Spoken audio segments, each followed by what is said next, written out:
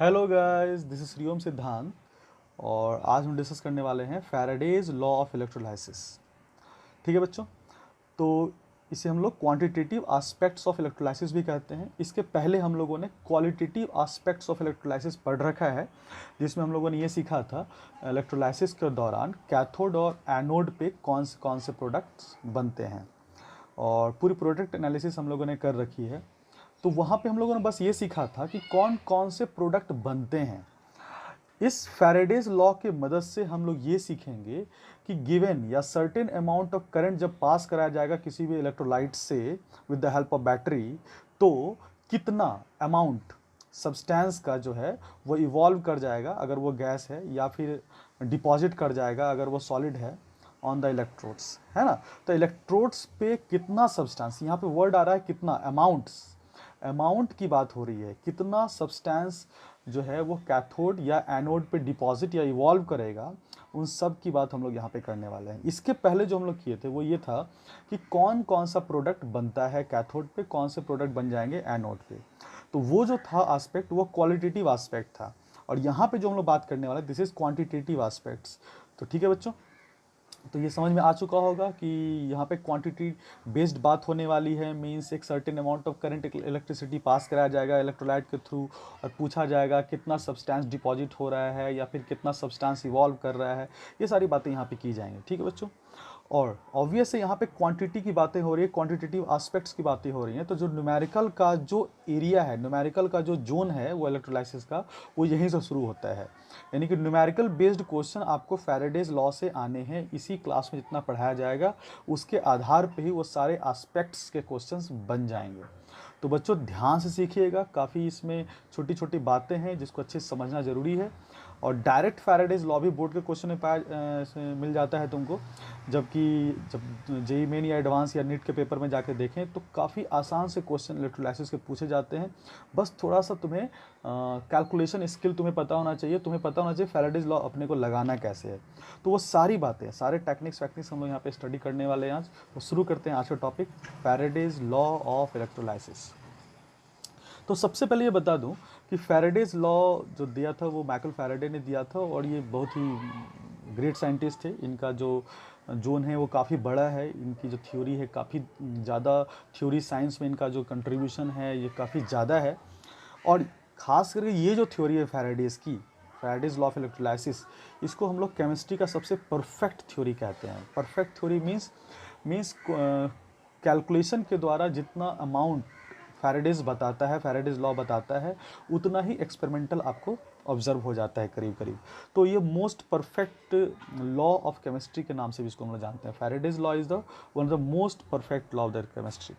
ठीक है बच्चों, अब शुरू करते हैं फैराडेज लॉ। तो फैराडे में दो लॉ आपको पढ़ना है, ठीक है। तो आपको इसमें दो लॉ पढ़ने हैं। There are two laws in this, there are two laws in this. तो सबसे पहला हम लोग पढ़ने वाले हैं, that is Faraday's first law of electrolysis.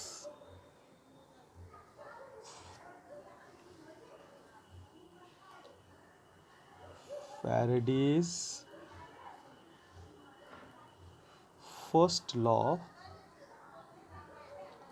Of electrolysis.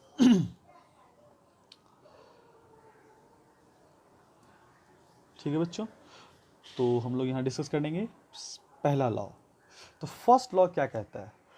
First law ये बताता है, अकॉर्डिंग टू फर्स्ट लॉ हम लोग क्या लिख सकते हैं, during the electrolysis, during the electrolysis the mass, जिसे हम लोग W से रिप्रेजेंट करते हैं, of an ion discharged at the electrode, electrode में आप या तो कह सकते हैं एनोड या फिर कह सकते हैं कैथोड, कोई भी, at the electrode is directly proportional to the is directly proportional to the quantity of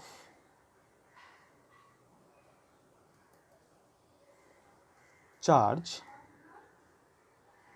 जिसे हम लोग Q से रिप्रेजेंट कर देते हैं, charge Q passed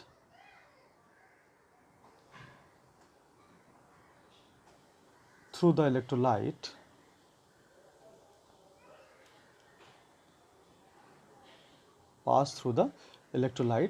from the battery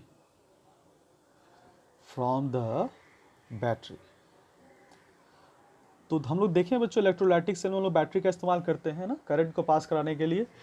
तो बैटरी के द्वारा जितना भी करंट पास कराया जाता है, तो वो जो भी करंट पास कराया जाता है मीन्स कितना भी चार्ज पास कराया जाता है, तो जितना भी चार्ज पास कराया जाएगा और जितना ज़्यादा चार्ज पास कराया जाएगा उतना ही वेट जो है वो, इतना ही जो मास है वो आपके इलेक्ट्रोड्स पे क्या होगा, वो डिस्चार्ज हो जाएगा। यानी कि जो आयंस होंगे वो डिस्चार्ज करते हैं अपने आप को। वो तो ऑब्वियस है, केटायन आपको डिस्चार्ज करता है और एनायन भी अपने आप को डिस्चार्ज करते हैं। तो केटायन डिस्चार्ज अपने आप को कैथोड पे करते हैं और एनायन अपने आप को एनोड पे डिस्चार्ज करते हैं।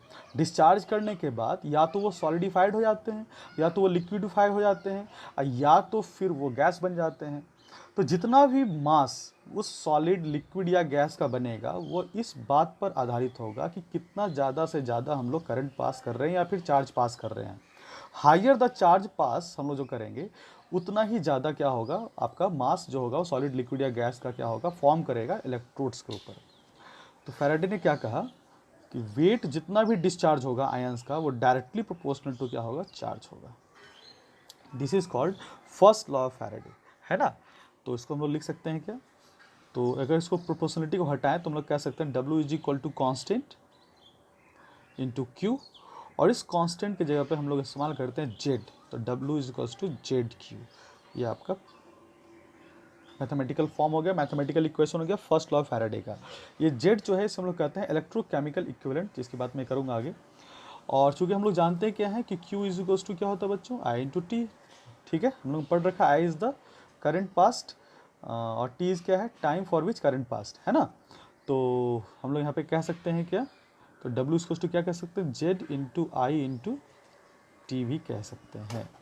तो ये दो इक्वेशन आपके पास हो गए, W इक्वल टू ZQ और W इक्वल टू ZIT। तो ZQ भी कह सकते हैं, ZIT भी कह सकते हैं। और यहाँ पे क्या है वो सारी बातें मैं लिख देता हूँ। वेयर W तो आपको समझ में आ रहा है ना, वेट डिपॉजिटेड और इवॉल्व, वेट डिपॉजिटेड और इवॉल्व एट इलेक्ट्रोड। इलेक्ट्रोड के ऊपर जितना भी वेट डिपॉजिट हो रहा है या फिर जितना भी वेट इवॉल्व कर रहा है उसकी बात हो रही है यहाँ पे। Q हो गया charge, charge passed through the electrolyte, electrolyte के थ्रू जितना भी चार्ज पास कराया जा रहा है। और I हो गया आपको करंट, ठीक है। और T हो गया time for which current supplied, ये हो गया टाइम। और यहाँ पे Z जो हो जाता है, this is called electrochemical equivalent, electrochemical equivalent. तो ये जो वेट डिपॉजिट होगा इसको हम लोग ग्राम में लेते हैं बच्चों, ये याद रखिएगा। चार्ज को हम लोग कूलम में ले रहे हैं C, करंट हम लोग एम्पियर में लेते हैं A, और टाइम हम लोग सेकंड में लेते हैं, ठीक है। सारे ऐसा ही हम लोग यूनिट में काम करेंगे। अब यहाँ पे उठता एक बात है कि व्हाट इज इलेक्ट्रोकेमिकल इक्विवेलेंट, ठीक है। तो शुरू करें, व्हाट इज इलेक्ट्रोकेमिकल इक्विवेलेंट। तो हम लोग बात करने वाले हैं Z की, कि Z क्या है। देखा जाए बच्चों कि अगर हम लोग करंट इलेक्ट्रिसिटी को हम लोग 1 एम्पियर कर दें, ठीक है, फॉर टाइम 1 सेकेंड, यानी कि हम लोग क्या कह रहे हैं कि 1 एम्पियर के करंट को 1 सेकेंड के लिए क्या किया जा रहा है, फ्लो कराया जा रहा है, पास कराया जा रहा है। या फिर इसके जब हम लोग कह सकते हैं क्या, Q is equal to 1 coulomb, एक ही बात है। 1 कूलम का क्या मतलब हो जाता है कि 1 एम्पियर अगर करंट है तो वो 1 सेकंड के लिए पास कराया जा रहा होगा। Q equal to I into T, 1 into 1 1 हो जाना है। तो अगर 1 कूलम चार्ज आप पास कराते हैं या फिर 1 एम्पियर करंट को 1 सेकंड के लिए पास कराते हैं, तो हम लोग कह सकते हैं देन W इक्वल टू क्या होता है, ZIT, या फिर W इक्वल टू क्या होता है, ZQ। तो हम लोग कह सकते हैं then W is equal to Z, ये कह सकते हैं, ठीक है। तो यहाँ से ये समझ में आ रहा है क्या बच्चों कि Z जो है वो W के बराबर है, यानी कि electrochemical equivalent is what, electrochemical equivalent is equal to weight. और ये वेट कौन सा वेट है बच्चों, ये वह वेट है जब एक कुलम्ब चार्ज को क्या किया गया है, पास कराया गया है, या फिर कह सकते हैं कि 1 एम्पियर करंट को 1 सेकंड के लिए पास कराया गया। तो इसको हम लोग अगर डिफाइन करना चाहें कि जेड को कैसे डिफाइन करें, तो हम लोग कह सकते हैं क्या कि जेड उस वेट को कहते हैं जो वेट डिपॉजिट होता है due to 1 coulomb charge flow, या फिर 1 ampere current flow for the 1 second. दोनों बात कह सकते हैं हम लोग। तो इसको डिफाइन करें हम लोग, ये बोर्ड में आ सकता है डेफिनेशन। तो हम लोग डिफाइन करें बच्चों, तो क्या कह सकते हैं, दैट इज इलेक्ट्रोकेमिकल इक्विवेलेंट के बारे में बात कर रहे हैं हम लोग। तो इलेक्ट्रोकेमिकल इक्विवेलेंट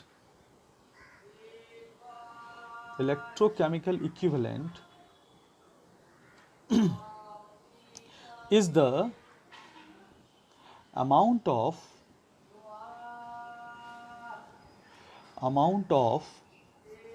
the substance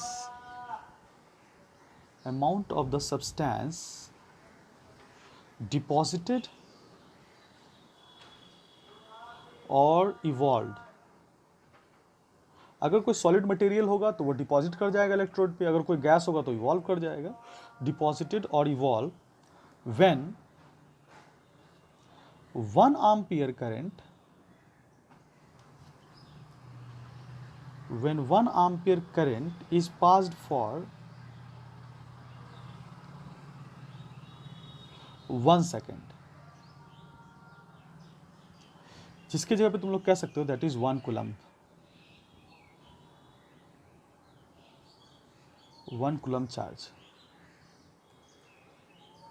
ठीक है, तो हम लोग क्या कह रहे हैं, electrochemical equivalent is the amount of the substance deposited और evolved when 1 ampere current is passed for 1 second through the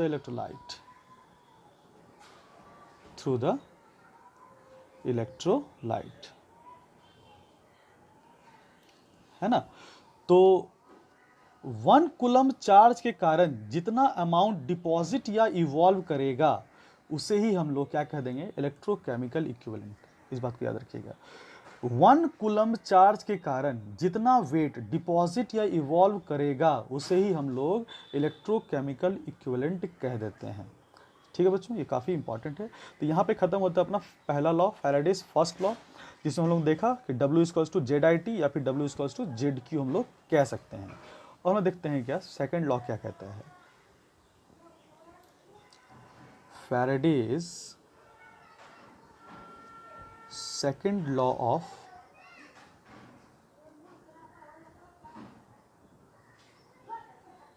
electrolysis. Second law क्या कहता है, सेकेंड लॉ पहले देख लें क्या कहता है, पहले लिखें इसका। कहते हैं when the same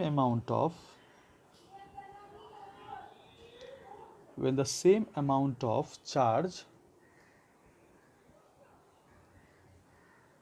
is passed through the different electrolytic cell,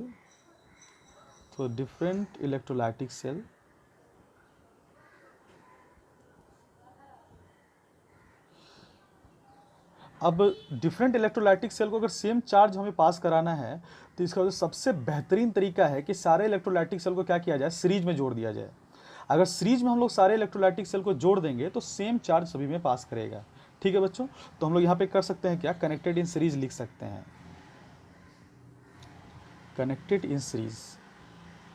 तो या तो क्वेश्चन में अगर लिखा रहेगा तो क्वेश्चन में लिखा रहेगा सीरीज में कनेक्ट किया गया है, या फिर क्वेश्चन में साफ साफ ये लिखा जाएगा कि 2 अलग अलग इलेक्ट्रोलाइटिक सेल लिए गए हैं और उसमें सेम अमाउंट ऑफ चार्ज पास कराया गया है। या फिर ये कहा जाएगा कि एक सर्टेन अमाउंट ऑफ करंट है जो पास कराया जा रहा है 2 इलेक्ट्रोलाइटिक सेल में जो आपस में क्या है, सीरीज में कनेक्टेड हैं। उन दोनों का ये मतलब हो जाता है कि सेम चार्ज पास कराया जा रहा है दोनों इलेक्ट्रोलाइटिक सेल में। ठीक है बच्चों, ध्यान रखिएगा इस बात को। When the same amount of charge is passed through the different electrolytic cell, the mass W, the mass of the substance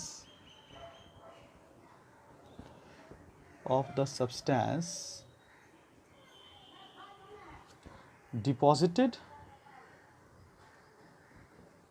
or evolved at the electrodes are directly proportional to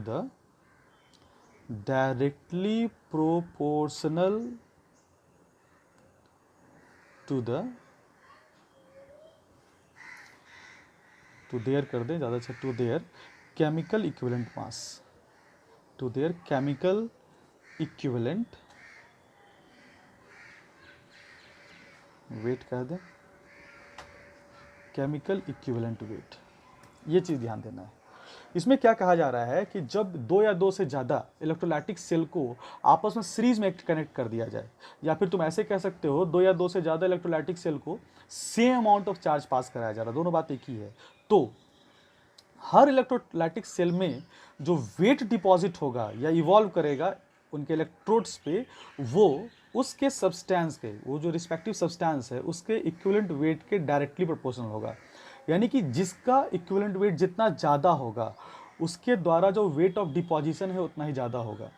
यानी कि अगर मान लो दो कोई मटेरियल है जो electrodes पे deposit हो रहा है, मान लो एक पहला सेल है दूसरे सेल में डिपॉजिट हो रहा है, दोनों में सेम तुम चार्ज पास करा रहे हो, तो जिस मटेरियल का इक्विवेलेंट वेट ज़्यादा होगा उस मटेरियल का जो वेट डिपॉजिशन होगा वह ज़्यादा होगा। That is the second law of the electrolysis. ठीक है, इसको देखें कैसे कह सकते हैं इसको, और इसको डायग्रामेटिकली देखें। हमने क्या किया, यहाँ पे कुछ इलेक्ट्रोलाइटिक सेल हम बनाते हैं,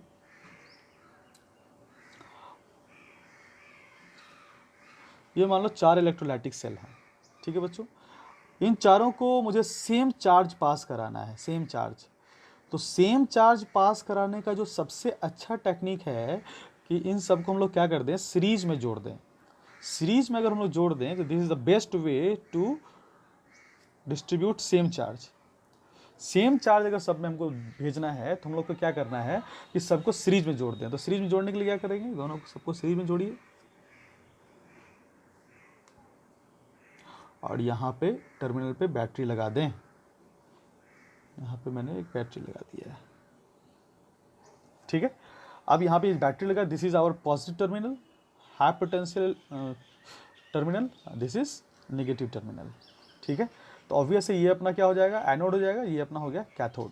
ठीक है, अब यहाँ पे इसमें क्या है, सब में इलेक्ट्रोलाइटिक सेल है, सब में इलेक्ट्रोलाइट्स होंगे, सब में इलेक्ट्रोलाइट्स होंगे।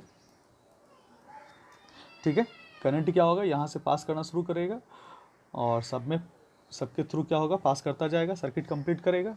ठीक है, अब इसे मान लो मैं पहला इलेक्ट्रोलाइटिक सेल कह रहा हूँ, this is our second electrolytic cell, this is our third electrolytic cell, this is our fourth electrolytic cell. अपने पास 4 इलेक्ट्रोलाइटिक सेल हैं।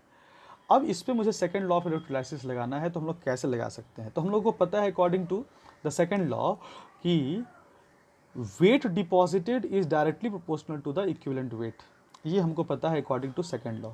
ठीक है, तो हम लोग यहाँ पे ऐसे कह सकते हैं क्या, देखिए जरा, W is equal to constant into E कह सकते हो बच्चों, और हम लोग यहाँ पे कह सकते हैं कि W by E is equal to constant. ये चीज़ें यहाँ पे सामने आ रही है कि weight by equivalent weight is constant. इसका क्या मतलब है, यहाँ पे टोटल अगर मान लो इस अरेंजमेंट की बात करूँ तो अपने पास टोटल 8 इलेक्ट्रोड्स हैं, 1 2 3 4 5 6 7 8, अपने पास टोटल 8 इलेक्ट्रोड्स हैं, और हर इलेक्ट्रोड पे या तो कोई ना कोई वेट डिपॉजिट होगा, अगर सॉलिड होगा तो, और गैस रहा तो वो इवॉल्व कर जाएगा, अगर लिक्विड होगा या तो वो क्या होगा, वो फ्लोट करने लगेगा या फिर वो सिंक कर जाएगा, नीचे की ओर बैठ जाएगा अकॉर्डिंग टू देयर डेंसिटी। तो सॉलिड रहेगा तो डिपॉजिट कर जाएगा, लिक्विड रहा तो या तो सिंक कर जाएगा, बैठ जाएगा, या फिर वो वहाँ फ्लोट करने लगेगा, और गैस रहा तो इवॉल्व करने लग जाएगा। तो वो जितना भी वेट डिपॉजिट, सिंक, फ्लोट या फिर इवॉल्व करेगा वह इस बात पे डिपेंड करेगा कि उसका इक्विवेलेंट वेट कितना है। जिस सब्सटेंस का इक्विवेलेंट वेट जितना ज़्यादा होगा उस सब्सटेंस का डिपॉजिशन, सिंकिंग, फ्लोटिंग या फिर इवॉल्वमेंट सबसे ज़्यादा होगा।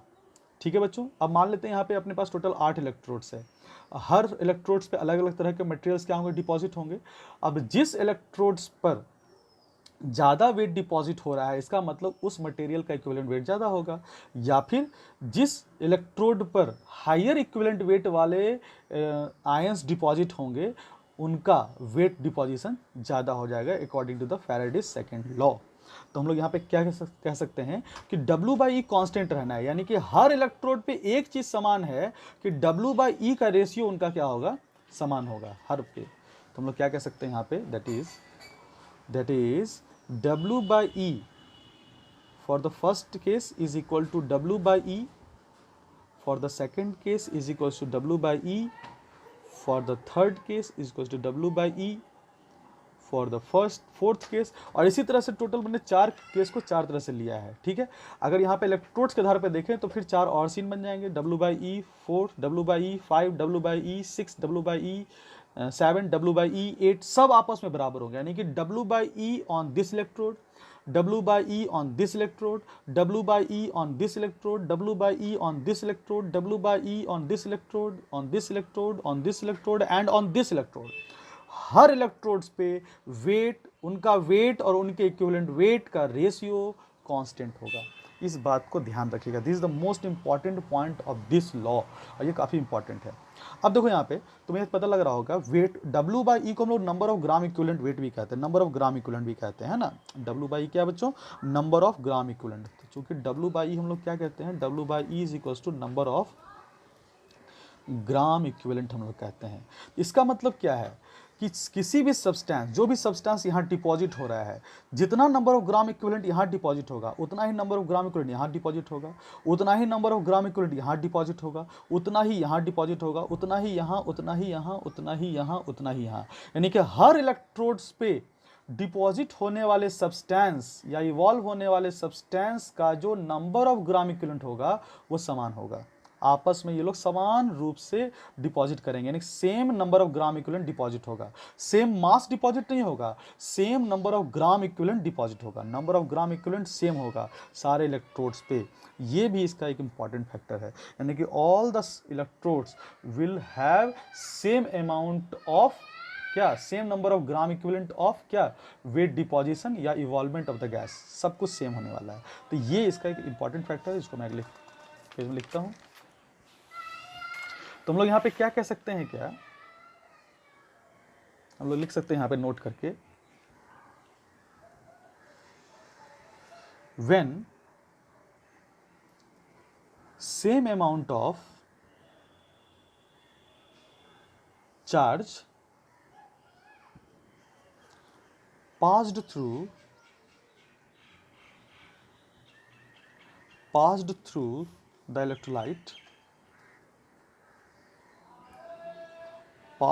the electrolyte, then the number of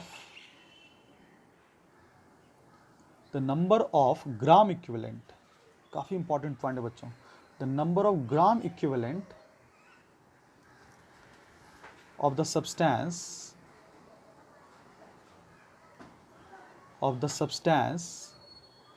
deposited or evolved on each of the electrodes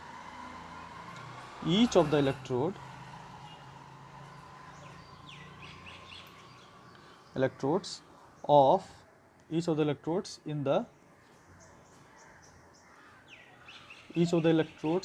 all the electrolytic cell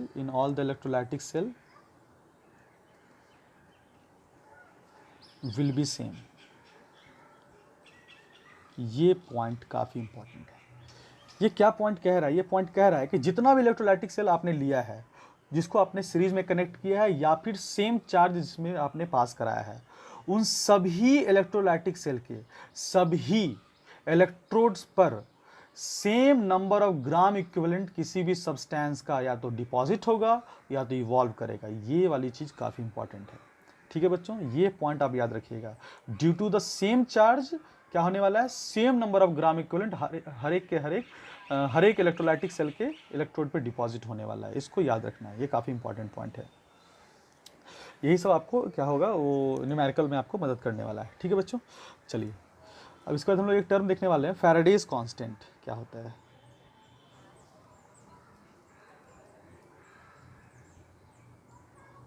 Faraday's constant जिसे हम लोग कैपिटल F से रिप्रेजेंट कर देते हैं। फैराडेज कांस्टेंट क्या होता है? तो फैराडेज कांस्टेंट F जो है it is unit of charge. ये क्या है? यूनिट ऑफ चार्ज है। It is the unit of charge. जिस तरह से क्या है, कूलम एक यूनिट है चार्ज का, उसी तरह से फैराडे भी क्या है? चार्ज है, चार्ज का यूनिट है ना। It is the unit of charge. अगर ये यूनिट ऑफ चार्ज है तो ऑब्वियस है कि फैराडे और कूलम में कोई रिलेशन होगा, तो हम लोग कैसे निकाल सकते हैं? सबसे पहले 1 फैराडे का मतलब समझ लें हम लोग। 1 फैराडे होता क्या है? तो 1 फैराडे जो होता है बच्चों, this is equal to charge on 1 mole of electron. Charge on 1 mole of electron, इस बात को याद रखिएगा। 1 मोल इलेक्ट्रॉन के कारण जो चार्ज डेवलप होता है उसे हम लोग 1 फैराडे कह देते हैं। अब अगर 1 फैराडे को अगर कूलम में कन्वर्ट करना हो, या 1 फैराडे और कूलम में क्या रिलेशन है वो निकालना हो, तो हम लोग कैसे कह सकते हैं? तो charge of 1 mole of electron, तो हम लोग कह सकते हैं charge on 1 electron, charge on 1 electron multiplied by number of मोल। तो 1 मोल है यहाँ पे, तो मोल कितना है आपको? 1 मोल, तो यहाँ पे हो जाएगा 6.023 इंटू 10⁻23, ये कह सकते हैं। और 1 इलेक्ट्रॉन की वैल्यू कर देते हैं, 1 इलेक्ट्रॉन के चार्ज की वैल्यू हम लोग कूलम में डाल देते हैं, that is equals to 1.6 into 10⁻−19। यहाँ पे 1.602 भी कह सकते हैं परफेक्शन के लिए। तो 1.6 इंटू 10⁻19 कूलम, और यहाँ पे हो जाएगा 6.023 इंटू 10⁻23, इतना आ जाएगा आपको कूलम, COULOMB कूलम। और इसको अगर कैलकुलेट करोगे, this will be about 96485.33 coulomb के आसपास आएगा। मैंने यहाँ पे अप्रॉक्सीमेशन वैल्यू ली है, आपको इसका परफेक्ट वैल्यू लेना होगा। आने वाले 5-6 डिजिट तक आप जाएंगे इसमें भी और इसमें भी, तो मैंने उसके हिसाब से डेटा लिया है। 96485.33 कूलम हो जाता है, जिसे हम लोग राउंड फिगर में 96500 कूलम कह देते हैं। ठीक है बच्चों, कहीं कहीं पे 96485 भी लिखा रहता है, तो आप अलग अलग जगह पे अलग अलग डेटा आपको मिल सकता है। तो यहाँ एक बात तो समझ में आ गया क्या बच्चों, कि 1 Faraday is equal to 96500 coulomb. ये भी काफ़ी इंपॉर्टेंट इन्फॉर्मेशन है, इसको याद रखिएगा कि 1 फैराडे जो होता है वो क्या होता है? 96500 कूलम के बराबर होता है। अगर मान लो हम लोग को कूलम में दिया हुआ हो कोई चार्ज की वैल्यू, उसे फैराडे में कन्वर्ट करना हो, या फिर फैराडे में दिया हो उसे कूलम में चेंज करना हो, तो हम लोग कैसे कर सकते हैं? नोट करके लिख लें। For Q coulomb charge,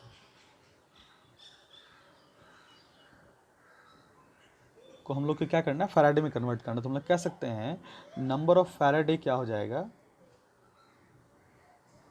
is equal to Q upon 96500, है ना। ये वाली चीज़ याद रखिएगा। तो कूलम Q किस में दिया गया है? यहाँ पे कूलम में। तो कूलम में अगर आपको चार्ज की वैल्यू दी गई है, तो आप अगर 96500 से अगर उसको डिवाइड कर दें, that will convert into number of Faraday. तो कूलम को हम लोग क्या कर सकते हैं? नंबर ऑफ फैराडे में कन्वर्ट करने के लिए 96,500 से अपन डिवाइड कर देंगे यहाँ पे। और यहाँ पे लिख सकते हैं I इंटू टी, क्यू बराबर I इंटू टी भी हो सकता है, बाय 96500। लेकिन यहाँ पे I क्या होना चाहिए? एम्पियर में, I एम्पियर में होना चाहिए, और T आपका सेकंड में होना चाहिए। तो ये वाली वैल्यू को आप याद रखिएगा। तो number of Faraday can be equal to Q by 96500 coulomb, sorry Faraday, Q by 96500 Faraday, या फिर IT बाय 96500 फैराडे भी कह सकते हैं। तो नंबर ऑफ फैराडे क्या होगा? ये दोनों फॉर्मूला हम लोग इस्तेमाल कर सकते हैं। This is again very very important. ठीक है बच्चों, अब हम लोग देखते हैं क्या है फैराडेज और नंबर ऑफ ग्राम इक्विवेलेंट में क्या रिलेशन है। क्योंकि यहाँ पे इक्विवेलेंट वेट की बात हो रही है, तो हम लोग यहाँ पे नंबर ऑफ ग्राम इक्विवेलेंट की भी बातें करेंगे। तो देखते हैं हम लोग relation between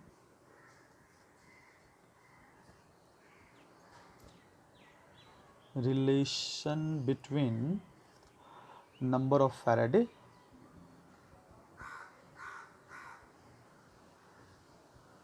and number of gram equivalent। देखते हैं क्या होता है रिलेशन। तो इसको लिख लें हम लोग, पहले रिलेशन ही लिख लेते हैं। तो हम लोग जानते हैं नंबर ऑफ फैराडे क्या होता है, इस बात को जाने, FARADAY, number of Faraday is equal to number of gram equivalent होता है।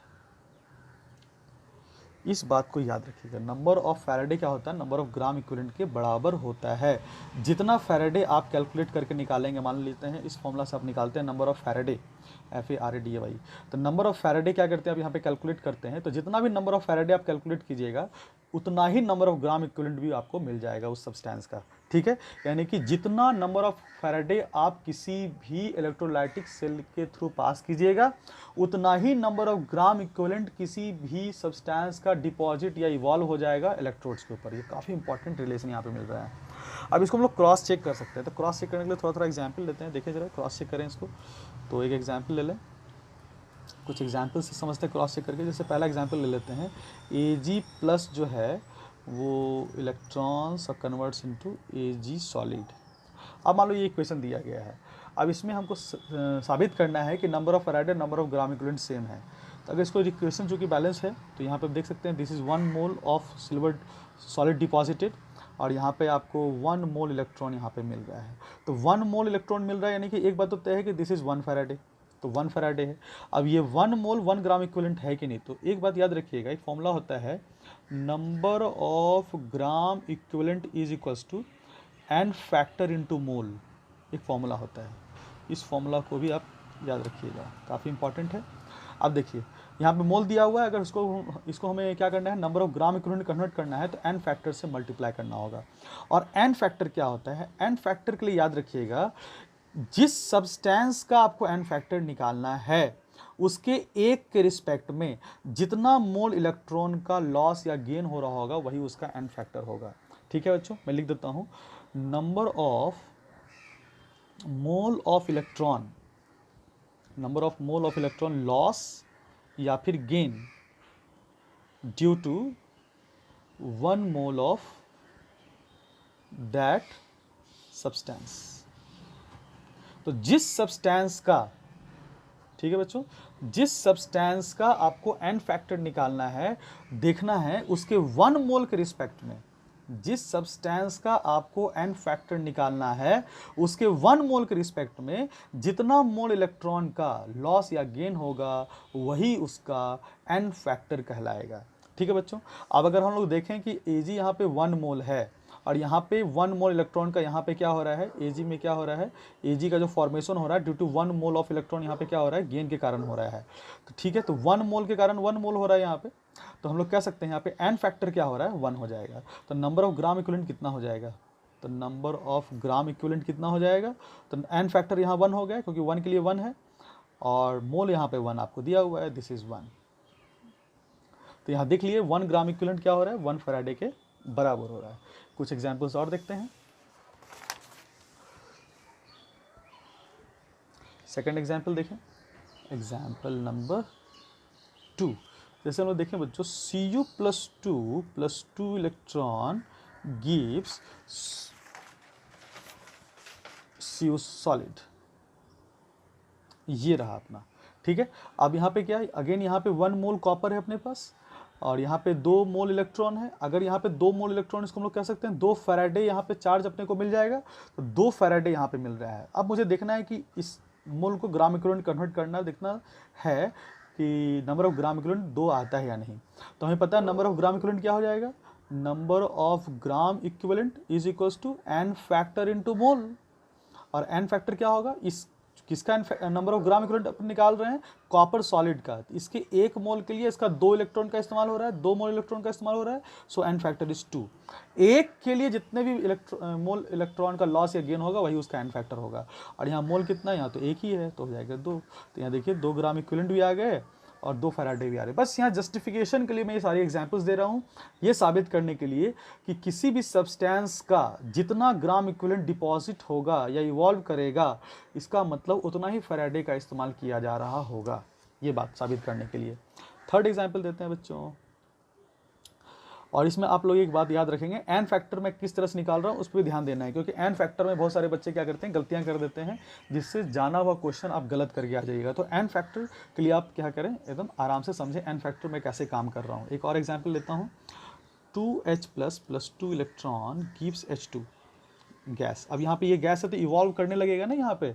अब यहाँ पे देखो this is 1 mole again and this is 2 Faraday, 2 मोल है यहाँ पे इलेक्ट्रॉन, 2 मोल इसका मतलब हो जाता है यहाँ पे 2 फैराडे यहाँ पे चार्ज है, और 1 मोल को हम लोग को कन्वर्ट करना है कितना ग्राम इक्विवेलेंट। अगेन यहाँ पे number of gram equivalent H2 का निकाल रहे हैं हम लोग, तो कितना हो जाएगा n फैक्टर इंटू मोल, और n फैक्टर क्या हो जाएगा इसके 1 के रिस्पेक्ट में 2, इसलिए n फैक्टर 2, अब मोल हो जाएगा 1, तो 1 तो हो गया 2 ग्राम इक्विवेलेंट।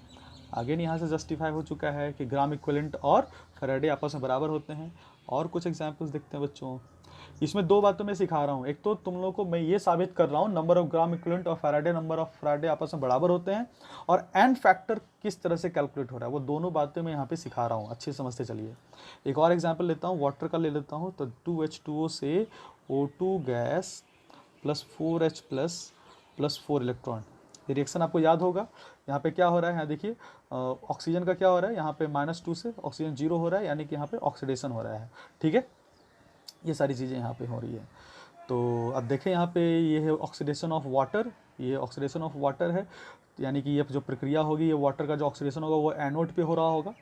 हमें ये देखना है कि ये जो O2 गैस इवॉल्व हो रहा है ये कितना ग्राम इक्विवेलेंट इवॉल्व हो रहा है। तो मुझे ये देखना है कि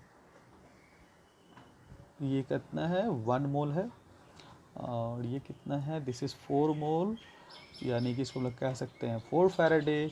अब number of gram equivalent O2 का निकालने, तो नंबर ऑफ ग्राम इक्विवेलेंट क्या हो जाएगा बच्चों, तो number of gram equivalent is equal to N factor into mole. जल्दी बताओ एन फैक्टर क्या होगा, एन फैक्टर इसके 1 के लिए 4, तो एन फैक्टर 4 है ना, काफ़ी आसान है। अब मोल तो 1 ही दिया गया है, तो यहाँ पे हो जाएगा 4, तो 4 ग्राम इक्विवेलेंट यहाँ पे आ गए, यहाँ 4 फैराडे फिर से बराबर हो गया। मेन ये भी सीखते चलिए बच्चों कि O2 के लिए एन फैक्टर कितना हो गया, 4 हो गया। हाँ, अगर इसी में पूछ देता H2O के लिए एन फैक्टर कितना होगा, जल्दी बताइए कितना होगा। तो 2 के लिए 4 मोल है इलेक्ट्रॉन, तो 2 के लिए 4, तो 1 के लिए 2 हो जाएंगे, तो यानी कि H2O के लिए एन फैक्टर 2 लीजिएगा। अगर H+ की बात करेंगे, H+ के लिए कितना हो जाएगा, तो 4 के लिए 4 हो रहा है, तो 1 के लिए 1 हो जाएगा, यानी कि वाटर के लिए एन फैक्टर 2 हो जाएगा, O2 के लिए एन फैक्टर 4 हो जाएगा, H+ के लिए एन फैक्टर 1 हो जाएगा। तो एन फैक्टर आई थिंक आपको समझ में आ रहा होगा एन फैक्टर कह क्या रहे हैं। एन फैक्टर का मतलब जिसके रिस्पेक्ट में आपको एन फैक्टर निकालना है उसके रिस्पेक्ट में देखिए कि उसके 1 मोल के रिस्पेक्ट में कितना मोल इलेक्ट्रॉन का लॉस या गेन हो रहा है, दैट्स ऑल। ठीक है बच्चों, एक और एग्जाम्पल देखें वाटर का। यहाँ पे हम लोग देखा ऑक्सीडेशन, वाटर का रिडक्शन भी देख लें। एग्जाम्पल 5, तो 2H2O plus 2 electron gives H2 gas plus 2OH minus, है ना बच्चों। अब यहाँ पे हम बात करते हैं H2 के लिए। तो यहाँ पे देखो H2 कितना हो रहा है, यहाँ पे ये 1 मोल है, क्योंकि इक्वेशन बैलेंस होना अनिवार्य है। इक्वेशन अगर बैलेंस नहीं हो तो फिर गड़बड़ हो जाएगा। ठीक है, इक्वेशन बैलेंस होना अनिवार्य है। ठीक है, तो यहाँ पे ये अपने को मिल रहा है दिस इज़ 2 मोल, 2 मोल का यहाँ मतलब हो जाता है 2 फैराडे, और यहाँ पे 1 मोल को कन्वर्ट करें नंबर ऑफ ग्राम इक्विवेलेंट में, तो number of gram equivalent is equal to N factor into mole. तो एन फैक्टर यहाँ पे 1 के लिए 2, तो एन फैक्टर 2, और मोल हो जाएगा यहाँ पे 1, तो 1, तो हो गया 2 ग्राम इक्विवेलेंट। दोनों फिर से बराबर हो गए हैं। तो हम लोगों ने देखा क्या, 2 बात यहाँ से तरीके से सीखी। पहला क्या कि नंबर ऑफ ग्राम इक्विवेलेंट और नंबर ऑफ फैराडे में क्या रिलेशन है, तो दोनों आपस में बराबर होते हैं। और दूसरी बात हम लोगों ने ये सीखा कि नंबर ऑफ ग्राम इक्विवेलेंट जो हम लोग निकालते हैं उसमें अगर मोल अपन को दिया है तो हम लोग एन फैक्टर की रिक्वायरमेंट वहाँ पे होती है। तो एन फैक्टर का कैलकुलेशन लोग किस तरह से करेंगे, तो जिसका भी एन फैक्टर निकालना हो, जिस भी सब्सटेंस का, तो जिस भी सब्सटेंस का एन फैक्टर निकालना हो उस सब्सटेंस के 1 मोल के रिस्पेक्ट में जितना मोल इलेक्ट्रॉन का लॉस या गेन हो रहा है उसे ही उस सब्सटेंस का एन फैक्टर कह देंगे, दैट्स ऑल। ठीक है, यहाँ देखो वाटर के लिए क्या हो जाएगा, तो वाटर के लिए 2 के लिए 2 है, तो 1 के लिए 1 हो जाएगा, यानी कि वाटर का एन फैक्टर यहाँ पे 1 है, जबकि यहाँ पे वाटर का एन फैक्टर 2 था। यहाँ पे देखो बच्चों H2 के लिए तो 1 के लिए 2 है, तो एन फैक्टर H2 का 2 है। OH माइनस के लिए वो 2 के लिए 2 है, तो एन फैक्टर इसका 1 हो जाएगा, क्योंकि 1 के लिए 1 हो जाना है। तो जिस सब्सटेंस का आपको एन फैक्टर निकालना है उसके 1 मोल के रिस्पेक्ट में जितना मोल इलेक्ट्रॉन का लॉस गेन होगा वही उसका क्या कहलाएगा, एन फैक्टर। ठीक है बच्चों, अब हम लोग चूँकि हम लोग काफ़ी सारी बातें कर रहे हैं तो हम लोग उसको थोड़ा सा इंटरलिंक करते हैं, थोड़ा सा समराइज करते हैं बात को। अब काफ़ी बातें हम लोग कर लिए, समरी करके हम सारी बात को इंटरलिंक करते हैं। तो सबसे पहले नंबर ऑफ फैराडे वाली बात याद रखेंगे। नंबर ऑफ फैराडे के बारे में बात कर रहा हूँ मैं। तो नंबर ऑफ फैराडे बराबर सबसे पहली बात तो याद रखिएगा कि number of mole of electron के बराबर होता है। यहाँ देखो हम लोगों ने किया था जितना मोल इलेक्ट्रॉन उतना ही फैराडे।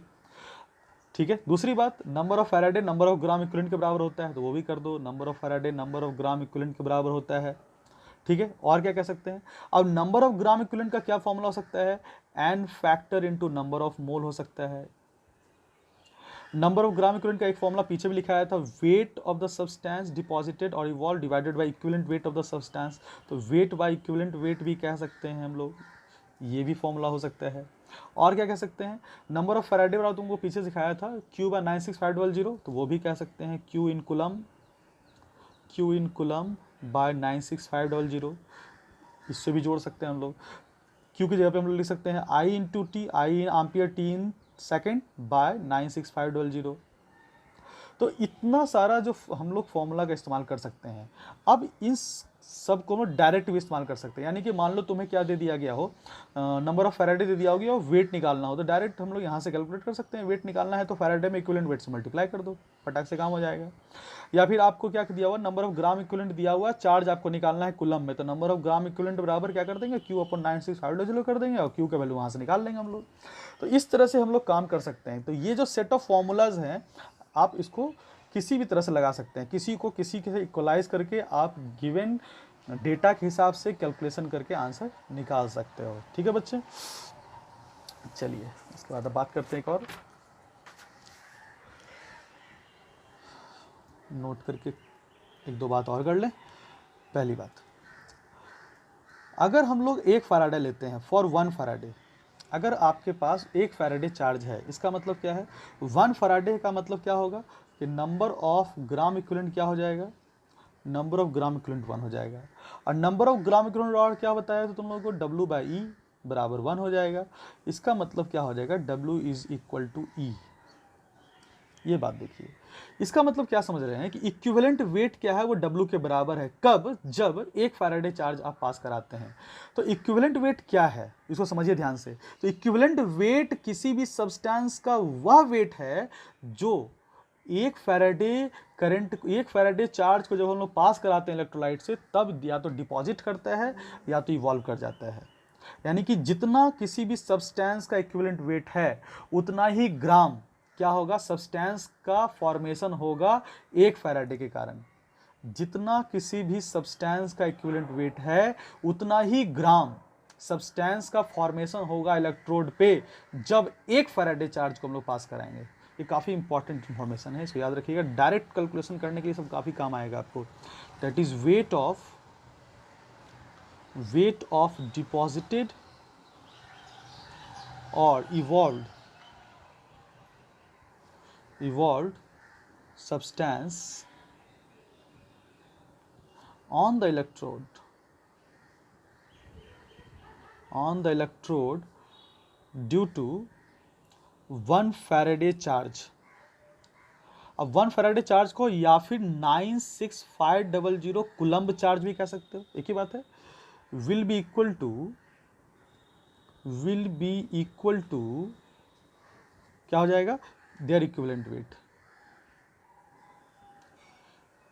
ये क्या कहना चाह रहा है ये नोट, ये बात कह रहा है कि अगर 1 फैराडे चार्ज किसी भी इलेक्ट्रोलाइट के थ्रू पास करा दिया जाए, या फिर 96500 कुलम किसी भी इलेक्ट्रोलाइट के थ्रू पास करा दिया जाए, दोनों एक ही मतलब है, 1 फैराडे कहो या फिर 96500 कुलम कहो, अगर इतना चार्ज पास कराते हैं किसी भी इलेक्ट्रोलाइट के थ्रू, तो वेट का जो डिपोजिशन होगा, किसी भी सब्सटेंस का जो डिपोजिशन इलेक्ट्रोड्स पे होगा या फिर जो इवॉल्वमेंट होगा किसी भी इलेक्ट्रोड्स पे, वह क्या होगा, वो कितना ग्राम होगा, तो वह उसके इक्विवेलेंट वेट के बराबर होगा।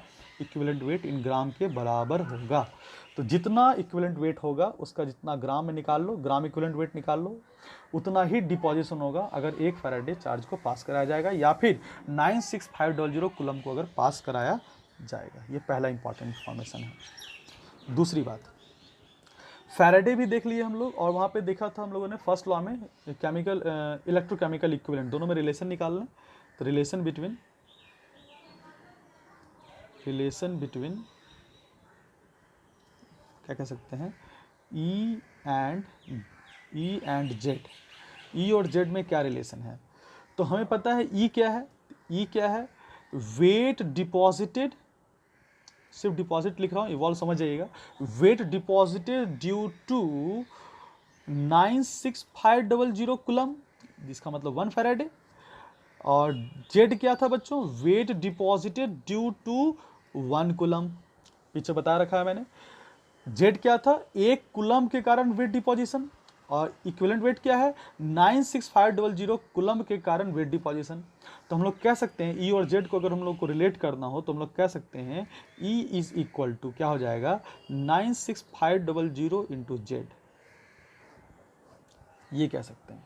तो इक्विवेलेंट वेट क्या होगा, अगर आपको केमिकल इक्विवेलेंट वेट दिया हुआ है तो आप इक्विवेलेंट वेट डायरेक्ट निकाल सकते हैं। अगर आपको इलेक्ट्रोकेमिकल इक्विवेलेंट दिया हुआ है तो आप इक्विवेलेंट वेट डायरेक्ट निकाल सकते हैं 96500 कूलम से मल्टीप्लाई करके, ठीक है। और इसी 96500 को हम लोग फैराडे कांस्टेंट भी कह देते हैं, तो हम लोग इस तरह से लिख सकते हैं, क्या कह सकते हैं, E is equals to F Z. यहाँ पे F क्या है 96500 कूलम। तो ये रिलेशन भी याद रखिएगा कि अगर आपको कभी भी इलेक्ट्रोकेमिकल इक्विवेलेंट दे दिया गया हो तो आप इक्विवेलेंट वेट निकाल सकते हैं 96500 कूलम से मल्टीप्लाई करके, क्योंकि Z क्या है 1 कूलम के कारण वेट डिपोजिशन है, और E क्या है 96500 कूलम के कारण वेट डिपोजिशन है। तो बच्चों हम लोग देखा कुछ इंपॉर्टेंट फॉर्मूलाज और फैराडेज लॉ क्या कहता है। तो फैराडेज लॉ में सोचने का क्या तरीका है वो सब हम लोगों ने सिखाया है। उसमें खास करके याद रखिएगा एन फैक्टर, एन फैक्टर काफ़ी इंपॉर्टेंट है। और कौन सा रिएक्शन कैथोड पे होगा एनोड पे होगा, उसके लिए आपको प्रोडक्ट एनालिसिस अच्छे से जानना पड़ेगा, क्योंकि हो सकता है आपको कभी क्या होगा कि एक केस दे देगा कि एक्वस कॉपर सल्फेट है, तो आपको खुद से समझना पड़ेगा कि कैथोड पे क्या हो रहा होगा, एनोड पे क्या हो रहा होगा और कितना वेट डिपोजिशन हो रहा होगा। तो कैथोड और एनोड पे क्या हो रहा होगा उसके लिए प्रोडक्ट एनालिसिस जानना पड़ेगा आपको, यानी कि क्वालिटेटिव एस्पेक्ट्स, यानी कि पिछले क्लास में हम लोग जो डिस्कस किया हुआ है। और अगर कितना अमाउंट डिपॉजिट हो रहा है तो उसके लिए आपको फैराडेज लॉ का रिक्वायरमेंट होगा, जो कि इस क्लास में मैंने डिस्कस किया है। अब कुछ मैं छोटे छोटे क्वेश्चंस करने वाला हूं जिससे कि आपको फॉर्मूला थोड़ा सा ब्रशअप हो जाए, है ना। देखता हूँ, चलिए शुरू करते हैं। पहला क्वेश्चन, थोड़ा क्वेश्चन के ऊपर कर लें। चलिए क्वेश्चन लिखे हैं पहले, तो कुछ क्वेश्चंस करते हैं। पहला क्वेश्चन है, a current of 0.5 ampere is passed for 30 minutes in acidulated water। acidulated water मतलब acidified water, ऐसा वाटर जिसमें H+ डाला गया है, क्योंकि हम लोग प्योर वाटर में देखा था इलेक्ट्रोलाइसिस नहीं हो पाती है। acidulated water, calculate the mass of H2 and O2 obtained। क्या कह रहा है कि 0.5 एम्पियर करंट को पास कराया गया है 30 मिनट के लिए, तो आपको बताना है कि H2 और O2 कितना बनेगा। तो एसिडुलेटेड वाटर के केस में हमने देखा था कि H2 का जो फॉर्मेशन होता है वो ड्यू टू H+ होता है, ठीक है। जब भी H+ होगा इसका मतलब एसिड वहाँ पे है ही, ठीक है। तो देखें, तो पहला केस बात कर रहे हैं हम लोग फॉर H2। तो सबसे पहले देख लें कितना करंट पास हो रहा है, तो करंट पास हो रहा है 0.5 एम्पियर करंट पास हो रहा है। और कितने देर के लिए पास हो रहा है, तो जो पास हो रहा है ये वो पास हो रहा है 30 मिनट्स के लिए। तो इसको मुझे तो सेकंड में कन्वर्ट करना पड़ेगा, तो 30 × 60 सेकंड के लिए पास हो रहा है, क्योंकि ऐसा यूनिट में अपने को काम करना है, ठीक है बच्चों। अब शुरू करते हैं हम लोग अपना एनालिसिस। तो शुरू करें, तो फॉर H2 हमें H2 का वेट निकालना है। तो H2 का वेट निकालना है तो हम डायरेक्ट देखो फॉर्मूला लिख सकते हैं, पीछे जो समरी लिखा है तो उससे क्या लिख सकता हूँ मैं, W/E इज इक्वल टू क्या कह सकता हूँ, I × T/96500। देखो ये मैं कह सकता हूँ, ठीक है। अब अगर मैं ये कह सकता हूँ तो W बराबर क्या कह सकता हूँ, I × T/96500 × E, ठीक है। तो I कितना हो जाएगा, तो I हो जाएगा 0.5, T कितना हो जाएगा 30 × 60 96500, और E क्या हो जाएगा, तो E is the equivalent wait. तो इक्विवेलेंट वेट वाला तुम लोगों को पढ़ाया था मैंने। तो इक्विवेलेंट वेट वाला क्या होता है, इक्विवेलेंट वेट बराबर molecular weight by N factor. अब मुझे एन फैक्टर के लिए क्या करना पड़ेगा, मुझे इक्वेशन को जानना पड़ेगा। तो H2 के लिए मुझे इक्वेशन पता होना चाहिए। तो एसिडुलेटेड वाटर में H2 कैसे प्राप्त होता था, सोचो। तो H+ से H2 प्राप्त होता था बच्चों, तो यहाँ पे 2H+ + 2 इलेक्ट्रॉन। तो ये है अपना इक्वेशन जो कि क्या होगा, H2 को प्रोड्यूस करेगा, ठीक है। ये H2 को प्रोड्यूस करेगा ऑन द कैथोड, क्योंकि यहाँ पे क्या हो रहा है, रिडक्शन हो रहा है। तो कैथोड पे ये रिएक्शन अपने को मिलेंगे जिसमें ये पता चल रहा है कि एक मोल H2 के रिस्पेक्ट में 2 मोल इलेक्ट्रॉन है, तो एन फैक्टर यहाँ पे 2 है। तो इक्वेशन काफ़ी इंपॉर्टेंट हो गया क्योंकि अपने को एन फैक्टर चाहिए, ठीक है। तो हम लोग इक्विवेलेंट वेट निकालना, तो इक्विवेलेंट वेट किसका निकालना है, H2 का। तो H2 का मॉलिक्यूलर वेट कितना हो जाएगा बच्चों, 2, और एन फैक्टर 1 के रिस्पेक्ट में 2, तो एन फैक्टर भी 2, तो इसका इक्विवेलेंट वेट हो जाता है 1, ठीक है। तो हम डायरेक्ट लिख दें यहाँ पे 1। अब इसको सॉल्व कर लीजिए, आंसर आ जाएगा इतना ग्राम, ठीक है बच्चों। ये रही बात H2 के लिए। अब हम बात करते हैं किसके लिए, O2 के लिए। O2 कितना ग्राम डिपॉजिट होगा,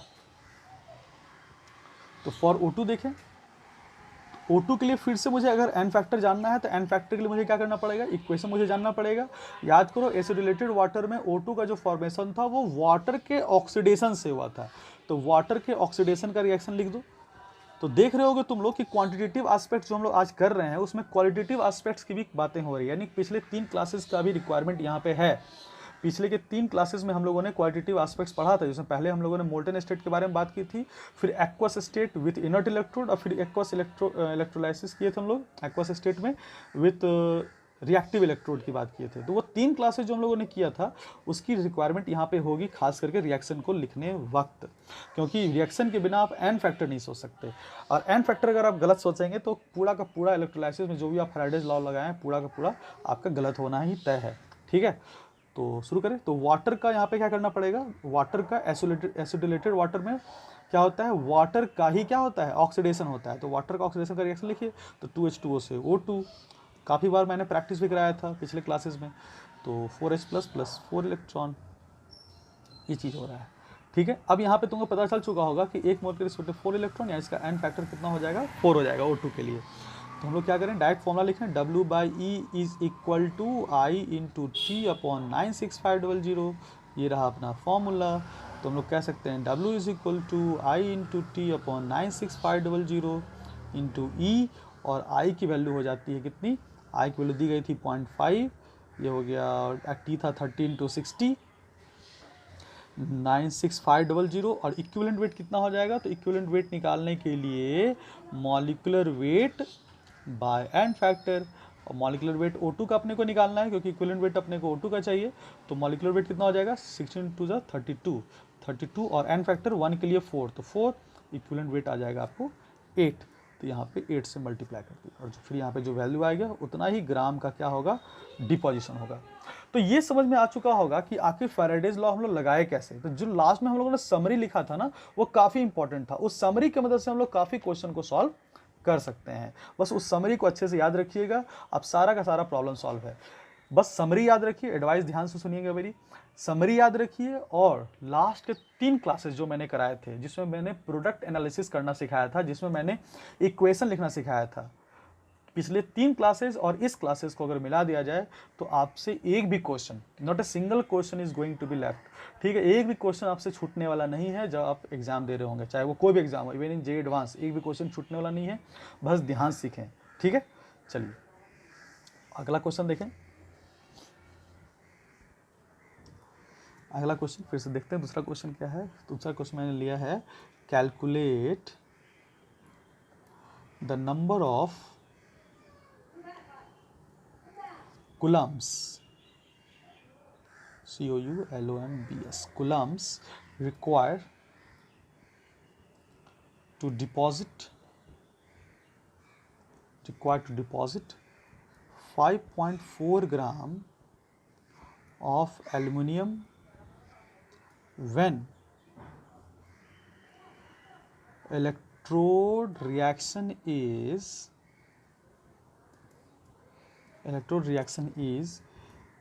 Al plus 3 electron gives Al solid। अब यहाँ पे देखो इलेक्ट्रोड रिएक्शन लिख दिया है, तो एन फैक्टर का कोई भी झंझट यहाँ पे नहीं होने वाला है। चलिए शुरू करें। तो सबसे पहले अपने पास इक्वेशन क्या है, तो इक्वेशन अपने पास है Al plus 3 electron gives Al solid, ये है अपने पास। तो अब मुझे क्या चेक करना है, मुझे निकालना है calculate the number of coulombs, कितना कुलम जरूरत पड़ेगा मुझे, कब, जब 5.4 ग्राम मुझे एल्युमिनियम चाहिए।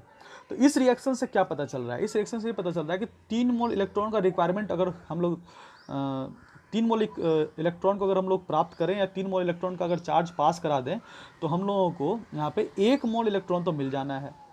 3 मोल के लिए मुझे इसका मतलब क्या है, 3 फैराडे चार्ज पास कराना पड़ेगा, जिसमें मुझे 1 मोल का मतलब क्या हो गया, 27 ग्राम एल्युमिनियम मिल जाएगा। और 3 फैराडे का मतलब हो जाता है 3 × 96500 कूलम।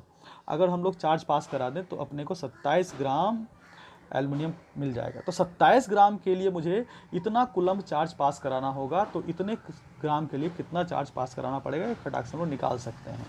तो लिख सकते हैं क्या, फॉर 27 ग्राम ऑफ एल्युमिनियम क्या कह सकते हैं, 3 × 96500 कूलम रिक्वायर्ड, यहाँ पे इसकी ज़रूरत हो रही है। तो हम लोग कह सकते हैं अपने को तो 5.4 ग्राम एल्युमिनियम ही चाहिए। तो 5.4 ग्राम एल्युमिनियम अगर हमको सिर्फ चाहिए तो मुझे कितनी ज़रूरत पड़ेगी, तो 3 × 96500 अपॉन 27 × 5.4, इतना कूलम, और यही अपना आंसर हो जाएगा। ठीक है, तो इतना ही कूलम, अगर इतना कूलम अगर हम पास करा दें इलेक्ट्रोलाइसिस के थ्रू, तो हम लोग को इतना ग्राम एल्युमिनियम मिल जाएगा। तो हम लोग देखिए डायरेक्ट कैसे बना लिए, तो हम लोग इक्वेशन लिखे। मुझे इक्वेशन से पता चल गया कि अगर मुझे 1 मोल एल्युमिनियम को डिपॉजिट कराना है तो मुझे 3 मोल इलेक्ट्रॉन के हिसाब से चार्ज पास करना पड़ेगा। 3 मोल इलेक्ट्रॉन के हिसाब से चार्ज अगर पास करना पड़ेगा, इसका मतलब मुझे 3 फैराडे चार्ज पास करना पड़ेगा। 3 फैराडे चार्ज पास करने का पड़ेगा, इसका मतलब इतना कूलम मुझे चार्ज पास करना पड़ेगा। अब इतने कूलम के लिए मुझे इतना ग्राम डिपॉजिट होता है, तो मुझे इतने ग्राम के लिए कितना करंट को पास करना पड़ेगा, कितना चार्ज को पास करना पड़ेगा, ये आराम से हम लोग यूनिटरी मेथड से निकाल लिए। ठीक है बच्चों, चलिए एक क्वेश्चन और।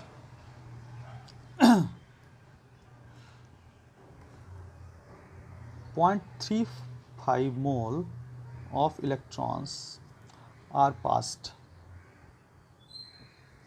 in 3 separate solutions। 3 separate solution मतलब 3 अलग अलग तरह के इलेक्ट्रोलाइटिक सेल हैं, तीनों अलग अलग इलेक्ट्रोलाइटिक सेल हैं। सेपरेट का मतलब ये हो रहा है 3 इलेक्ट्रोलाइटिक सेल हैं जिसमें तीनों में अलग अलग सॉल्यूशन है। Separate solutions containing Ag plus, यानी कि पहले इलेक्ट्रोलाइटिक सेल में Ag प्लस है, Cu+2, दूसरे में Cu+2 है, एंड Au+3 गोल्ड+3।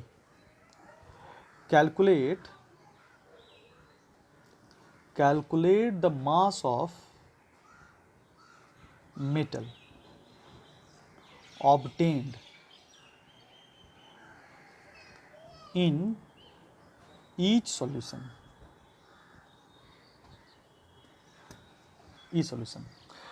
मुझे ये बताना है कि 3 अलग अलग सेपरेट सॉल्यूशन लिया गया है, मतलब 3 अलग अलग इलेक्ट्रोलाइटिक सेल लिए गए हैं, और सभी में मैंने 0.35 मोल इलेक्ट्रॉन पास करा दिया है। अब अगर सेम मोल ऑफ इलेक्ट्रॉन सभी में मैंने पास कराया है, यानी कि सेम चार्ज मैंने सब में पास कराया है, तो मुझे ये बताना है कि Ag+ वाले में कितना वेट डिपॉजिट होगा, Cu+2 में क्या होगा, और Au+3 में कितना वेट डिपॉजिट होगा। ये 3 बातें हम लोग को करनी है। और यहाँ से ये साबित हो रहा है, देखो यहाँ पे ध्यान से क्वेश्चन देखें तो 0.35 मोल ऑफ इलेक्ट्रॉन सब में पास कराया गया है। तो एक बात तो तय है कि सब में क्या हो रहा है, 0.35 फैराडे पास किया गया है, यानी कि सब में 0.35 ग्राम इक्विवेलेंट ही बनेगा। एक बात तो तय हो गया। तो हम लोग यहाँ पे लिख सकते हैं फ्रॉम द क्वेश्चन, क्या कह सकते हैं, each will form means तीनों, each will form equal number of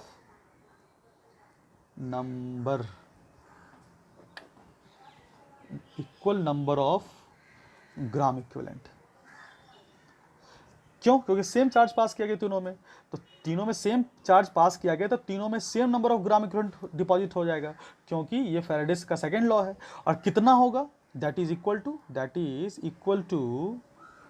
कितना हो जाएगा, 0.35 मोल इलेक्ट्रॉन सब में पास किया गया, यानी कि 0.35 फैराडे पास किया गया, यानी कि 0.35 gram equivalent, that is equal to 0.35 gram equivalent. अब यहाँ पे पता चल चुका है कि Ag+ भी 0.35 इक्विवेलेंट बनेगा, Cu+2 भी 0.35 इक्विवेलेंट ही बनेगा, और Au+3 भी 0.35 ग्राम इक्विवेलेंट ही बनेगा। अब सबका वेट में कन्वर्जन कर ले हम लोग, क्वेश्चन आसान है। इलेक्ट्रोलाइसिस की बातें यहीं पे ख़त्म हो रही है, लेकिन यहाँ पे अब शुरू हो रहा है कैलकुलेशन। तो Ag+ की बात करें तो Ag+ के लिए क्या हो जाएगा, number of gram equivalent is equal to होता है वेट बाय इक्विवेलेंट वेट, और नंबर ऑफ ग्राम इक्विवेलेंट कितना है 0.35, और वेट अपने को निकालना है, तो वेट बाय इक्विवेलेंट वेट, तो इक्विवेलेंट वेट क्या होता है, तो किसी भी एलिमेंट के लिए इक्विवेलेंट वेट क्या हो जाएगा, हाँ बताइए, यहाँ पे एटॉमिक वेट ले लीजिए, atomic weight by N factor. तो यहाँ पे सिल्वर का डिपोजिशन हो रहा है, रिएक्शन को देख लिया जाए Ag+ के साथ क्या होने वाला है, तो Ag+ जो है यहाँ पे इलेक्ट्रॉन का गेन करेगा और Ag सॉलिड के फॉर्म में यहाँ पे डिपॉजिट कर जाएगा। तो यहाँ पे Ag सॉलिड का डिपोजिशन हो रहा है, तो Ag सॉलिड का पुणे को वेट चाहिए, तो Ag का ही मुझे एटॉमिक वेट चाहिए, तो Ag का एटॉमिक वेट होता है 108 और एन फैक्टर 1 के रिस्पेक्ट में 1, इसलिए एन फैक्टर 1, तो हो जाएगा 108, इक्विवेलेंट वेट हो गया 108, इसलिए W = क्या हो जाएगा 0.35 × 108 ग्राम। उसी तरह से अगर हम बात करें Cu+2 के लिए तो क्या हो जाएगा बच्चों, ये था Ag+ के लिए, तो number of gram equivalent is equal to क्या हो जाएगा W/E, और नंबर ऑफ ग्राम इक्वल तो सब में सेम ही होना है क्योंकि सब में सेम चार्ज पास कराया गया, that is equal to 0.35 mole electron, that is 0.35 Faraday, इसलिए 0.35 gram equivalent is equal to क्या होगा वेट बाय इक्विवेलेंट वेट। अब फिर से इक्विवेलेंट वेट निकालना है, तो इक्विवेलेंट वेट के लिए मुझे इक्वेशन चाहिए एन फैक्टर के लिए, तो क्या हो जाएगा Cu+2 जो है वो 2 इलेक्ट्रॉन का गेन करेगा, तो Cu सॉलिड का कन्वर्जन यहाँ पे हो जाएगा, तो 1 के लिए 2 एन फैक्टर 2 हो जाते हैं। तो इक्विवेलेंट वेट क्या हो जाएगा एटॉमिक वेट, तो कॉपर का एटॉमिक वेट कितना हो जाएगा 63.5 और एन फैक्टर इसका हो गया 2, तो यहाँ पे कर देंगे 63.5 × 2, इसलिए वेट हो जाएगा वेट इज इक्वल टू 0.35 × 63.5/2। ये रही किसकी बात, ये रही बात कॉपर के लिए। अब गोल्ड कितना डिपॉजिट होगा, देखो गोल्ड के लिए बात कर रहा हूँ, दैट इज Au+3 के लिए बात करने वाला हूँ, तो सबसे पहले एन फैक्टर के लिए क्या करेंगे, तो Au+3 electron gives Au solid, तो नंबर ऑफ ग्राम इक्विवेलेंट क्या कह सकते हैं, तो number of gram equivalent W/E, तो ये हो जाएगा 0.35, और वेट अपने को चाहिए इक्विवेलेंट वेट कितना हो जाएगा, तो इक्विवेलेंट वेट के लिए काम करते हैं, तो इक्विवेलेंट वेट, तो एटॉमिक वेट किसका मुझे चाहिए गोल्ड का, तो एटॉमिक वेट क्या होता है 197, आज इसका एन फैक्टर कितना हो जाएगा 3, तो 197 बाय इक्विवेलेंट वेट कितना हो गया 197/3, तो 197/3, इसलिए वेट डिपॉजिट कितना हो जाएगा बच्चों 0.35 × 197/3, इतना ग्राम मिल गया। तो हम लोगों ने देखा बच्चों कि किस तरह से हम लोग क्वेश्चन सॉल्व कर रहे हैं किसका इलेक्ट्रोलाइसिस का, तो इलेक्ट्रोलाइसिस में हम लोग फैराडेज लॉ लगा रहे हैं, और फैराडेज लॉ को किस तरह से हैंडल कर रहे हैं वो हम लोग ऑब्जर्व कर रहे हैं। इसमें एक छोटा सा टर्म बचा हुआ है that is called current efficiency, उसको भी देख लेते हैं।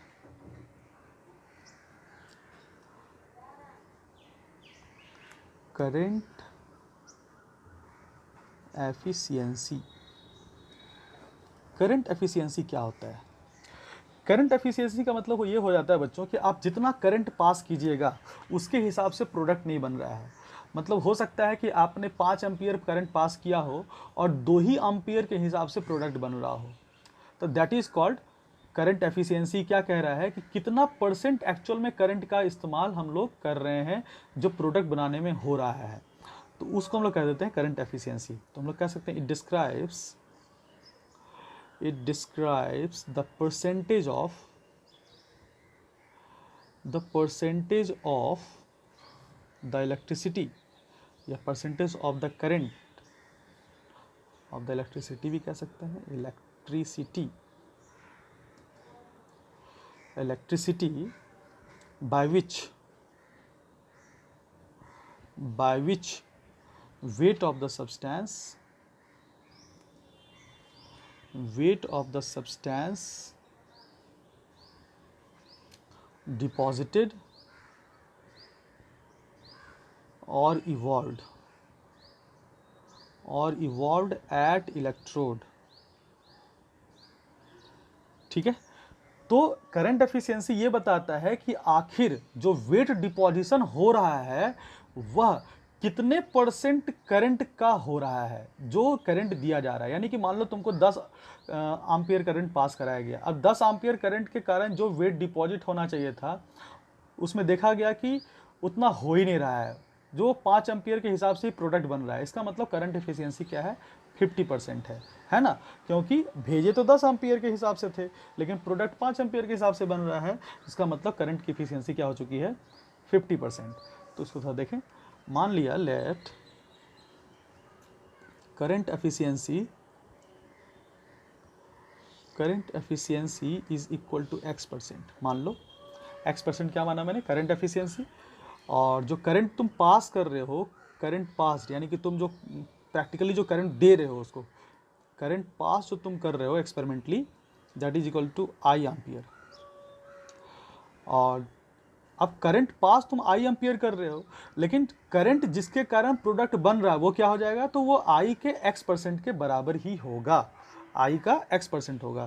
तो करंट यूज्ड कितना हो जाएगा, करंट यूज कितना हो रहा है, तो करंट यूज हो जाएगा I into x%, that is what the effect of current efficiency. तो करंट एफिशिएंसी के कारण क्या हुआ, आप भेजे थे आई एम्पियर, लेकिन आई एम्पियर के हिसाब से प्रोडक्ट बना ही नहीं। करंट जो इस्तेमाल हुआ, जिसके हिसाब से प्रोडक्ट बना, that is equal to I X by 100 ampere. This is important. इसका मतलब अगर हम लोग देखो रिलेट करें बात को बच्चों, तो एक इंपॉर्टेंट इन्फॉर्मेशन लिखें, नंबर ऑफ ग्राम इक्विवेलेंट हमको क्या पता होता है, कितना वेट डिपॉजिट हो जाएगा। तो नंबर ऑफ ग्राम इक्विवेलेंट हम लोग को पता है क्या, आई इंटू टी बाय 96500।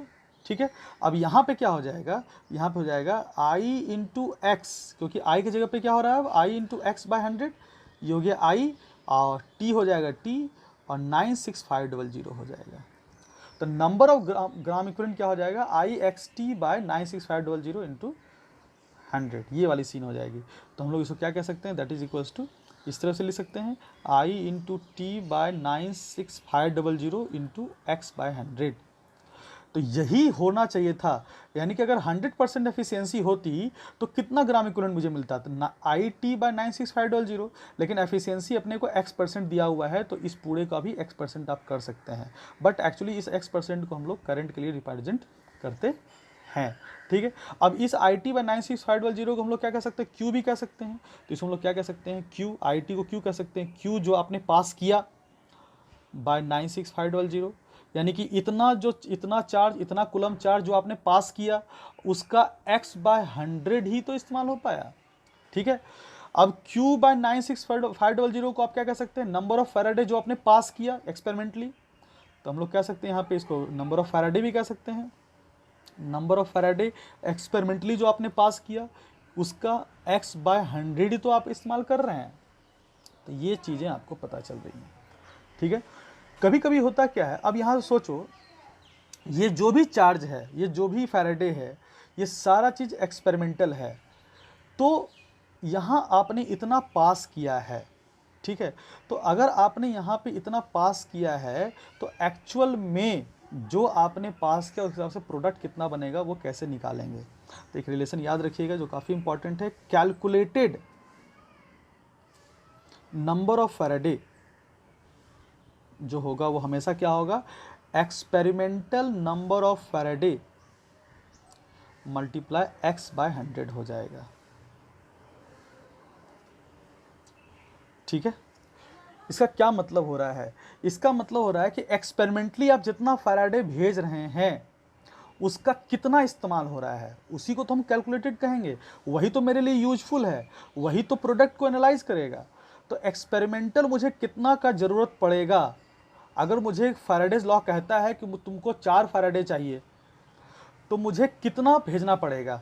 तो सोचो, अगर 50% का एफिशिएंसी मुझे है क्वेश्चन में दिया हुआ, अब क्वेश्चन ये कह रहा है कि तुमको 4 फैराडे का रिक्वायरमेंट है, तो 4 फैराडे का रिक्वायरमेंट क्वेश्चन के हिसाब से है, फैराडेज लॉ के हिसाब से है, तो मुझे कितना करंट भेजना पड़ेगा, तो मुझे ऑब्वियस है कि 8 भेजना पड़ेगा अगर 50% एफिशिएंसी है तो, क्योंकि अगर मुझे 4 चाहिए और 50% का एफिशिएंसी ही सेल देता है, तो मुझे 8 भेजना पड़ेगा। तो एक्सपेरिमेंटली जब मैं 8 भेजूंगा तो मुझे 4 मिलेगा, और उस 4 के हिसाब से प्रोडक्ट बनेगा। उसको मैं एक क्वेश्चन के हिसाब से बनाता हूँ, देखो जरा ध्यान दो।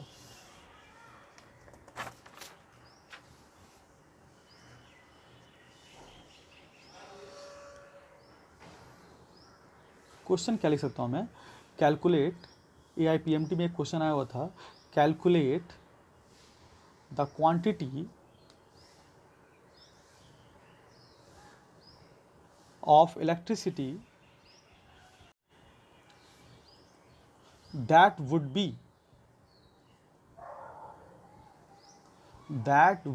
be required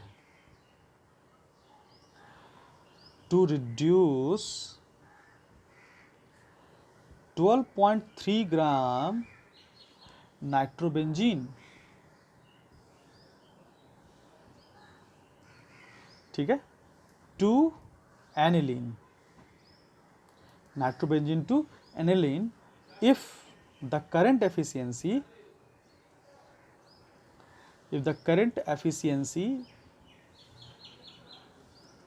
is 50%। ये रहा अपना क्वेश्चन, ठीक है बच्चों। अब ध्यान दो, सबसे पहले मुझे क्या देखना है कि कौन सा रिएक्शन हो रहा है। तो नाइट्रोबेंजीन किस में कन्वर्ट कर रहा है, एनिलीन में कन्वर्ट कर रहा है। नाइट्रोबेंजीन का कन्वर्जन एनिलीन में हो रहा है। तो नाइट्रोबेंजीन कैसा होता है, तो नाइट्रोबेंजीन का स्ट्रक्चर देख लें, कुछ इस तरह का होता है, NO2, और ये किस में कन्वर्ट कर रहा है, एनिलीन में। ये रहा इस तरह का स्ट्रक्चर NO2, ये इसमें कन्वर्ट कर रहा है। इसको हम लोग फॉर्मूला से लिखें तो C6H5 NO2 भी कह सकते हो, और इसको हम लोग क्या कह सकते हैं, C6H5 NH2 कह सकते हैं। तो सबसे पहले इसको बैलेंस करना पड़ेगा। तो तुम लोगों को मैंने सिखा रखा है, या फिर तुम लोग जानते भी होगे कि किसी भी इक्वेशन को हम लोग आयनिंग मेथड से कैसे बैलेंस कर सकते हैं। तो देखो यहाँ पे सबसे पहले क्या करते हैं, जो भी हाइड्रोजन और ऑक्सीजन को छोड़ के सबको बैलेंस करो। तो C6H5 है, यहाँ पे H को तो बैलेंस नहीं करना है। हाइड्रोजन और ऑक्सीजन को छोड़ के सारे को बैलेंस करो। नाइट्रोजन यहाँ पे एक है, यहाँ पे एक है। अब बच गए हाइड्रोजन और ऑक्सीजन। तो पहले ऑक्सीजन को बैलेंस करो। तो ऑक्सीजन को बैलेंस करने के लिए आपको क्या जरूरत पड़ेगी, वाटर लेना पड़ेगा। यहाँ पे 2 ऑक्सीजन है, तो यहाँ पे 2 वाटर को लिख दो। अब इससे क्या हो चुका है कि आपका ऑक्सीजन बैलेंस हो चुका है। अब बात करेंगे हाइड्रोजन की। तो हाइड्रोजन यहाँ पे कितना है, यहाँ पे आपको यहाँ पे है टोटल 5, यहाँ पे कितना है देखो 5 और 2 7, 7 और 4 यहाँ पे आ गए, 7 4 11 हो जाते हैं, टोटल 11 है।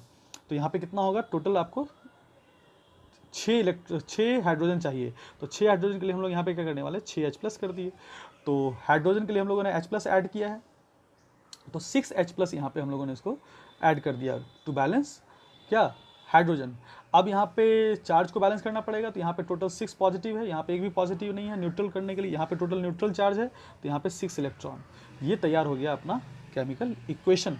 तो अब इससे मुझे ये पता चल रहा है कि 1 मोल नाइट्रोबेंजीन के लिए या 1 मोल एनिलीन के लिए अपने को जो n फैक्टर लेना होगा वो 6 लेना होगा। तो अपने मन से कोई भी n फैक्टर नहीं ले सकते हैं, आपको बाकायदा इक्वेशन को बैलेंस करना पड़ेगा आयनिंग मेथड से।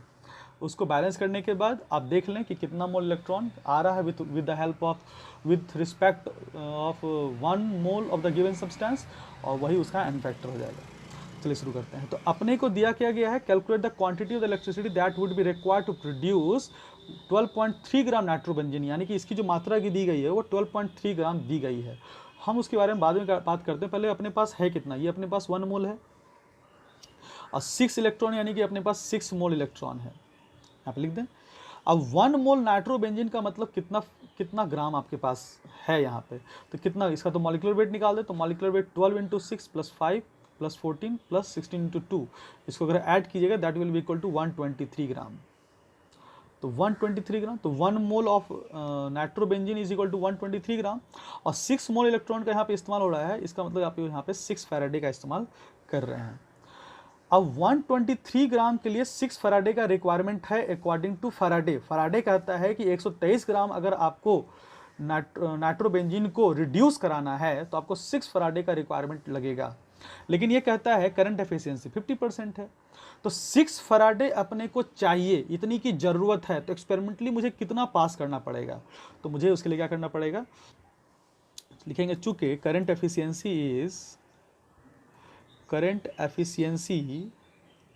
इज इक्वल टू 50%, तो हम लोग कह सकते हैं सो दैट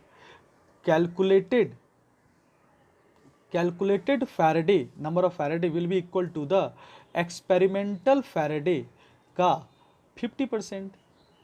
यानी कि 6 फैराडे मैंने कैलकुलेट किया अकॉर्डिंग टू फैराडे लॉ कि 6 फैराडे मुझे चाहिए 123 ग्राम को रिड्यूस कराने के लिए। अब मुझे बोलता है कि प्रैक्टिकली मुझे कितना चाहिए, एक्सपेरिमेंटली मुझे कितना चाहिए, तो एक्सपेरिमेंटल डेटा मुझे निकालना पड़ेगा।